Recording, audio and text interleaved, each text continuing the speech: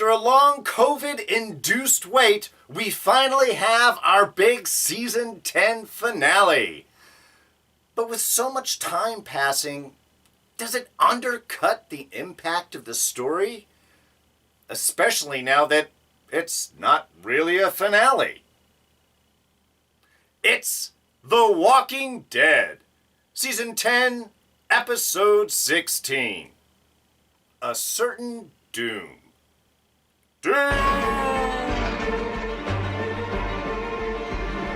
Hey everyone, D here, and welcome to our kind of special edition of The Walking Dead. So yes, of course, lots of spoilers coming your way, and as always, do want to remind you about our quick jump index system. Don't have a lot of time? Take a look down in the description below. We'll have this whole review titleized, time-stamped, broken down into easily digestible chunks. You can watch the beginning last. You can watch the end first. You can watch this review in any order you'd like. All right, so finally our big season finale. We have all been waiting months for this. And in some ways, it kind of forces me to have to look at the finale in kind of two different ways because of the impact of that wait. We don't have the momentum of the storytelling behind it. So, I don't know, maybe a lot of people have gone and they did like a binge watch of this series, of the season before. I did not, because I did want to kind of see how did this feel having so much have time passed since the Tower, way back when. And so, like I said, I'm going to have to look at this in kind of two different ways. From the impact of a season finale, I think it did well. I think it maintained the momentum of the story. We were scary, we had our big scene. We had the horde attack in the hospital. We had the last minute kind of plan between the survivors, and of course it sort of messes up, and they've got to do a whole other plan and getting this. There was some great little back and forth between the Whisperers and the survivors, and trying to solve this issue. Beta trying to wipe everyone out, and everyone else, of course, trying not to be wiped out. So I kind of like the storyline on that. They continued up with the Negan thing of him trying to find his redemptive arc, but knowing that he's not being accepted. Him and Lydia there, kind of a nice continuing parallel storyline. Each of them trying to be accepted in a community that they have betrayed. So I kind of like how that sort of carried all out and everything. So yeah, I mean, like I said, from a general standpoint, I think that the story really worked. I think they carried along those storylines. I think that they gave us kind of a satisfying end for the most part, and really the episode did wrap up the Whisperer storyline very well and set us up for what the next season was planned to be, or is in a way still planned to be. So in that sense, I think the finale worked well. But I do think that it was undercut because of the time that has passed, because we didn't have that momentum of storyline. I found myself trying to catch back up where everything is, and I think really because it was it's designed to be a season finale, the storyline again only takes up about a half hour of the 45 minutes length of the episode, because again, at the end, they've got to do the little wrap-up bit. They've got to connect in with everyone. They have to continue on the storyline. So really, the Whisper story was, 25, maybe 30 minutes out of that whole episode. Maybe even, again, a little bit smaller. So while as a season finale, I think it worked building off of the impact and the moment that we had at the Tower with the whole horde coming up and knowing that and if we had watched it right afterwards, we would have been right back in the storyline. But because of the wait, and again, not the fault of the storyline, not the fault of how they made it, it's just as it comes out, it felt like it wasn't a season finale, but it wasn't a season premiere either. It's unfortunate from a timing standpoint. It gives it that sort of, to me, a little hiccuped feel. Also, the Maggie stuff. I mean, again, love seeing Maggie coming back, but that all felt really tacked on. I know that they have shot some stuff beforehand, and they were trying to integrate a few different things. So I don't know if Maggie's presence was actually designed for the finale. It would be a perfect time to kind of bring her in. But the way her scenes were added, especially even the saving scene at the end with Gabriel, felt really like, I mean, talk about a deus ex machina right there. I mean, literally, who saves the priest as Maggie shows up with Apocalypse Ninja, who we will definitely get into. Which made it feel like, what? Really? Are you doing this to introduce the character? Why would you kill Gabriel right there? Why would he stay behind? Why not just be the last person behind? I've got to stand back. No. It was just... It's a great moment between him and little Judith and stuff there, and a goodbye. But again, you go first and I go last to keep the road from being cut. I don't have to stay here with apparently only a single shot in the shotgun. If you do that, gotta have a weapon stabby thing on it. Anyway, that's why it felt kind of tacked on to me. It was like, why are you putting him in a position to die just to save him? Anyway, so that's kind of an overview. Like I said, I want to get into a few specific points, big points, down points, but as an overall kind of summation, as a season finale, I think that it works well. I do think the story was really undercut because we've had to wait so long, and just because of the structure of a finale episode, it just didn't really have time to bring us anything and had to throw us right in the middle of it. And then, of course, when you know the season is going to be added, when you know the series is going to end, and you know there's going to be spin-offs, it really undercuts when you try to play with the fate of one of your major characters. Let's get into that in a minute. But before we do, let's kick things off with our Scene of the Week for this week. And that is the plan. Well, part of the plan, the escape plan of the survivors moving through the whispers in order to get to the cart with their 4 different pieces of sound equipment that they have to remain to get on top of the cart in order to exact the plan of starting up some diggly music, I guess only one song, which is fine, to lead the walkers away. Kind of a cool little plan, standard again for a finale. Let's all break up. We've got to have some dangers and so on going on. But there was a moment in this that is one of the best things that I have seen in this show in a long time, and that is the archers. It's one thing to have your group all bloodied up and wandering through the walkers with the whispers slipping in between there. I mean, again, kind of nice thing. I loved how they set up the tension. You'd see the little glimpse of a knife and everything through the crowd and through the walkers and such. It was very cool. I love the tension that sort of set up. And I loved how it built the point where we catch the whisper and we see the knife and it's coming in, and then suddenly, oh, arrow takes out walkers on top of the whispers.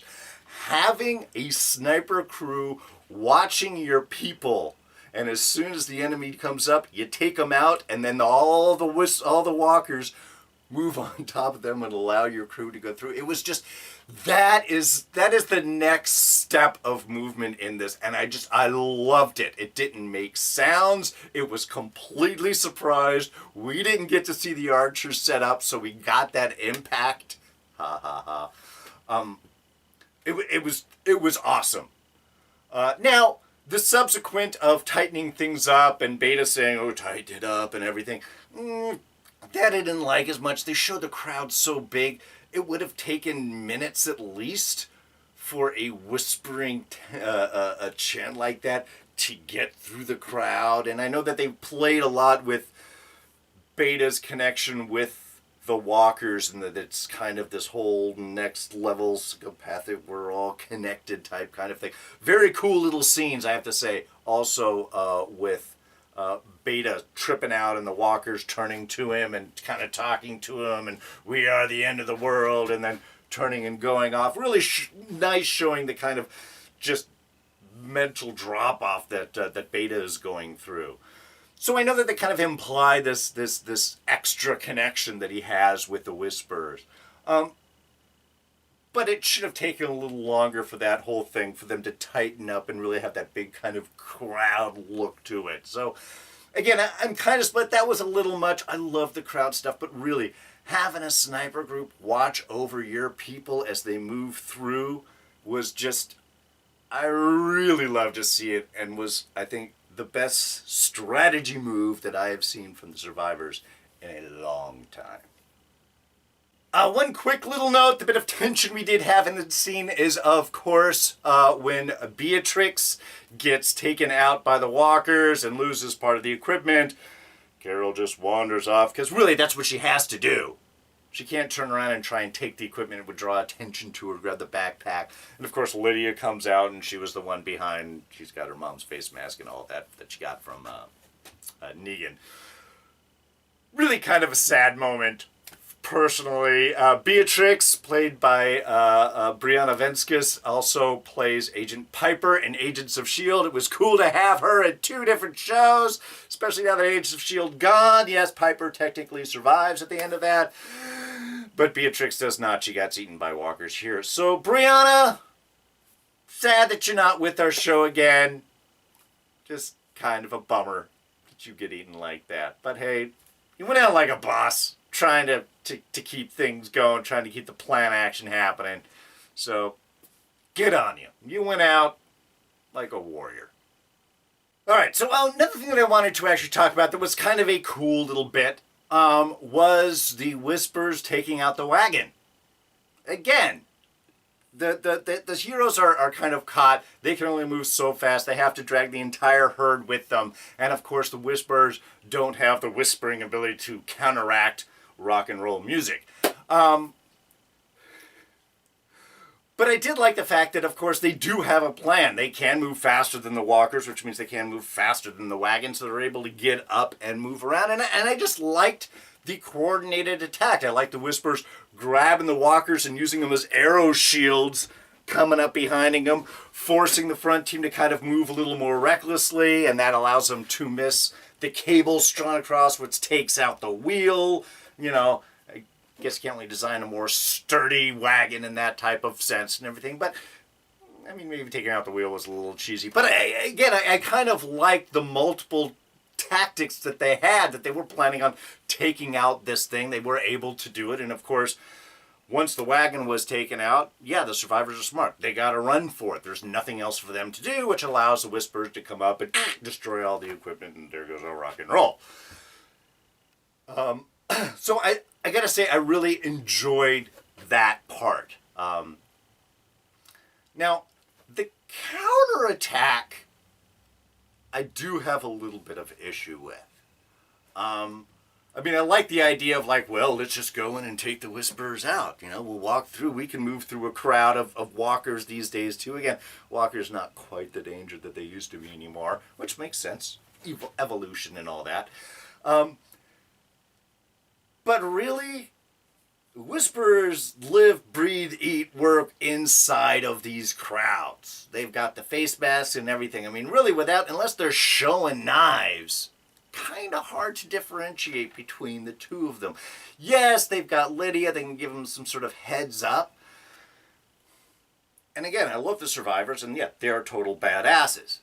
But just the turnaround that they were able to go in like, okay, and now we'll take out the Whispers within their own crowd, was a little much. There definitely should have been at least a few more losses of survivors within that, I think, whole crew, because otherwise it just turns them into like the ultimate ninjas, and they're just coming. Even the way that it was shot, they step out of the crowd, they die, and then step right back as the walkers came in. So, again, I like the idea. I like them being badass, but with such a crowd and such a number, really hard for me to believe that they were able to just take out all of the Whisperer groups within there, or even the majority. The rest of them were like, this shit, we're out of here. Seems a little much. So, again, good stuff with the Whisperers attacking. bad stuff with whisperers attacking. You gotta take the good and the bad, I guess.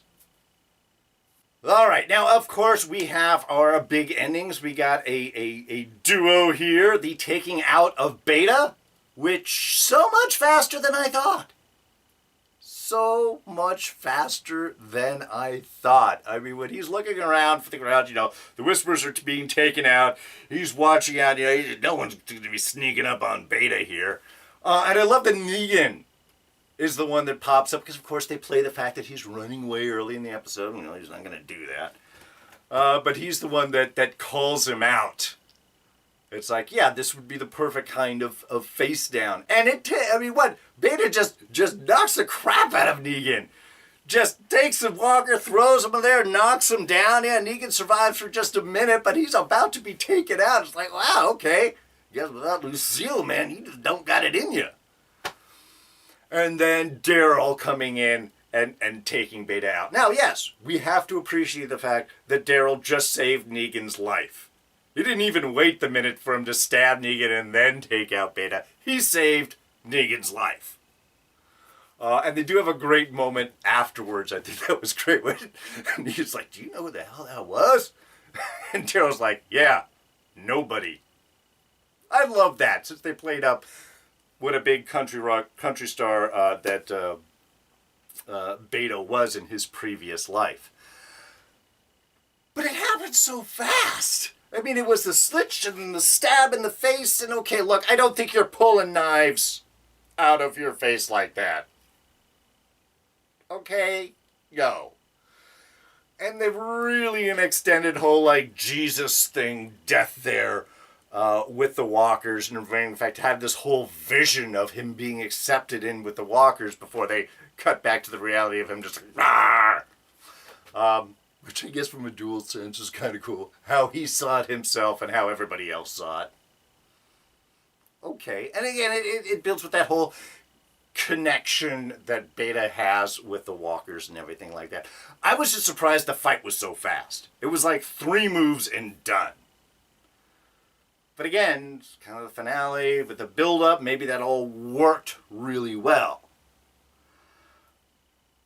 Now, getting rid of the walkers, that was cheesy. And this is, again, where knowledge of what is to come really undercuts any tension that may be intended to put out there. Because, of course, we've had the whole annoying Carol and Daryl thing. And I have to say, when the episode opened up and they were getting into the hospital there, and Daryl's in, and Carol's right behind, and stabbing the guy behind, they're like, super teammate, I move, and then you come in.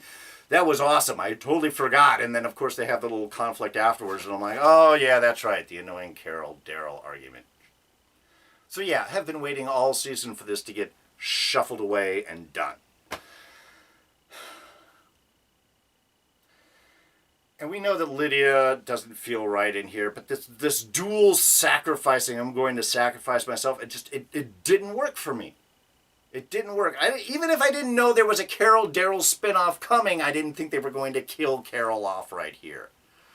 You know, what I'm thinking is, yeah, you lead the walkers up to the cliff, and then you stop, and the walkers just walk past you into the cliff. That's how it works. You don't have to walk off with them. Or hide behind the rock that's conveniently right there. Which, of course, ends up being... But yeah, so we have the trade-off. Lydia's leading, and then Carol comes up. No, let me do it. I should be the one. I've got to pay for all of the sins that I have done. I'm totally unsympathetic, I realize. But we know that she's not going to die. And again, knowing that there's a Carol spinoff, you really know that she's not going to die. But if we didn't have that knowledge, do you think they were going to kill Carol Peltier off? No. So that was kind of cheesy. And then, of course, granted, Lydia saves her, and then they pull down, and they have the whole kind of not quite new mother-parent relationship, just 2 people working together. Actually, I thought they were going to kiss for a moment, the way the faces were. It was really uncomfortable for me to watch. Just didn't seem right. Not that 2 ladies are kissing, just these 2 particular characters. So, yeah. And then, of course, yeah, then they drop behind the rock, and, of course, all the walkers do what they're doing. They're just following the group in front, and they walk off, and they all die. Apparently die. You know there's a river underneath there. They're just going to hit the water and float down, right? maybe the distance is long enough to do some damage, but that's all I thought. I was like, no, they're not going to die. They're already dead. Once they're broken up, they're just going to hit the water and then float down and hang in this giant horde downriver. I know. It undercuts the impact of the moment. I realize it, but that's what I think. Alright, so that is the end. Well, not really the end. It's the end of the Whisper War, but not really the end of the episode. It's really not the end of the setup that we have for next season, because there is Eugene and his quest to get laid. At least that's how Princess sees it. And I don't think that she's entirely wrong. But yeah, just a couple of little bits with Eugene's whole journey. Yeah, obviously, he has his moment of doubt there in the very beginning. I guess he crashed. Did we see that at the end of the last episode? Like I said, I didn't rewatch that. I thought they just went off on their bikes. Assumption being probably just some accident.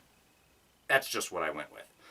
But of course, he feels like he's going to be late and that he's not going to meet the meetup time. And we get a great speech by Ezekiel to push through, which is awesome, which is great, actually. I think he's had a couple of little speeches for Eugene in this journey. But that was nice. That was awesome. We must complete this mission. And then even when we get up to the meat spot and they're not there, I kind of love Eugene of just like, this isn't the end. We're not stopping. Yeah, he had his moment that he's gone, but we're going to keep looking. We're going to find somebody. That's what the whole mission for this is. It's not just about now. It's not just about us. It's about the whole thing, which is where we get Princess's line about his horniness. And then the appearance of troops, soldiers, armored, and kind of funky futuristic white armor with white stripes. I'm assuming that's anti-biting armor, obviously. But guns, coordinated, lights, attack, technology, things our survivors do not have much of. So obviously this is our big setup for season 11. For the big group that he's been talking on the phone with, and of course eventually should connect us with the group that took Rick Grimes, again, helicopters, armor, this type of technology. And of course, we will probably learn more about in the new Walking Dead series, World Beyond, which is also premiering. So, not part of this review. Maybe we'll talk about that on Wednesday. Alright, just a couple of small things. One, there was a great shot of Kelly in the big crowd thing as they're going out and doing the monster. I know. It was just, Kelly, of course, she's deaf, and they gave her the little walker thing, face to walk on. So it was a really brief little shot of her silently walking through the crowd, seeing it through the sort of walker mask from that first person perspective with the no sound and everything. It was a really cool thing, especially to sort of intro that giant crowd and moving through. I thought it really gave it a claustrophobic feel to it. It was really cool. I kind of wish there was more of that in the episode, but I love that we had at least that little moment. And then speaking of family, I guess Connie's alive. We do get that final shot of her waking up in the forest and then wandering out and then being found by our island visitor, who's of course got to come back and tell everybody what happened with Michonne and such. We had the phone call with Judith, but still, he's supposed to have some things to deliver. Anyway, it was just a small little thing, though I was kind of wondering, what's she doing in the forest? I mean, was she with the group and then knocked down? Did she run out? Have she been down this whole time? It was cool to see that, yeah, she's there, and I think we got the shot of her wandering through with the group at one point before. But it was a little odd that she just sort of wakes up and wanders out, and we don't really get any context of how that A to B connection happened.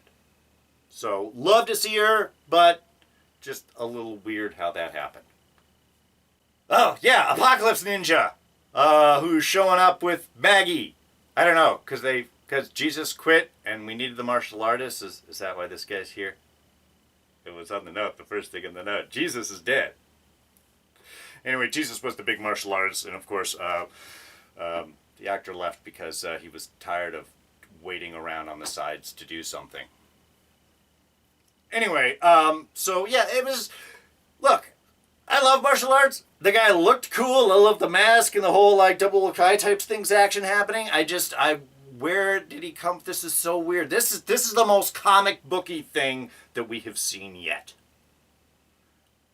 Happy to see more of it. Sure, let's get some cool action going on, but it felt really like, what am I watching? Where did this come from? And of course, Maggie's just popping up to save Father Gabriel at the end there. Like I said, it's just felt tacked on. So, yeah, obviously a lot of stuff going on in this episode. There's a lot of things of this season that impact this, and now that we have an extra 6 episodes added on to this season, how they're going to do that, I'm not entirely sure. Kind of a lot of things going on, and obviously a lot more than I can talk about in this review right here. So, Wednesday night, 6 p.m. Pacific, 8 p.m. Eastern, we have a live special discussion on The Walking Dead. We're not only talking about the finale here, we'll be talking about all of Season 10, a little quick review on that, and then what we are hoping to expect to see, what we think we're going to see in these extra 6 episodes, and then coming up to a long extended Season 11 final season. So this Wednesday night, 6 p.m. Pacific, 8 p.m. Central, will be myself and Rob Stone from Smirking Gun Reviews.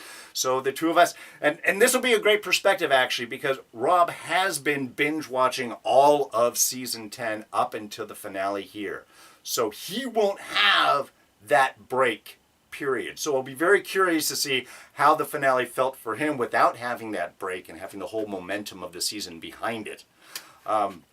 Which will be a great, again, kind of dual viewpoint, I think, here. So, yes, once again, 6 o'clock this Wednesday night, 6 Pacific, 8 p.m. Central, live chat and discussion with Rob Stone from Smirking Gun Reviews, covering all of Season 10, this finale, as well as our expectations on what we will see with the additional 6 episodes tacked on, which we won't see until next year.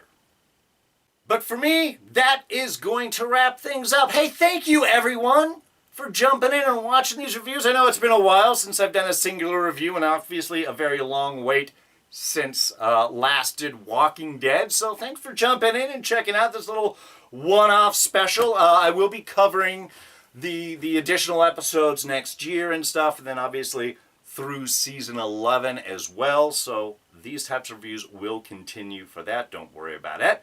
But then I will be doing a lot more of our live discussions as well. So watch for notifications on those also. And so I guess that's it.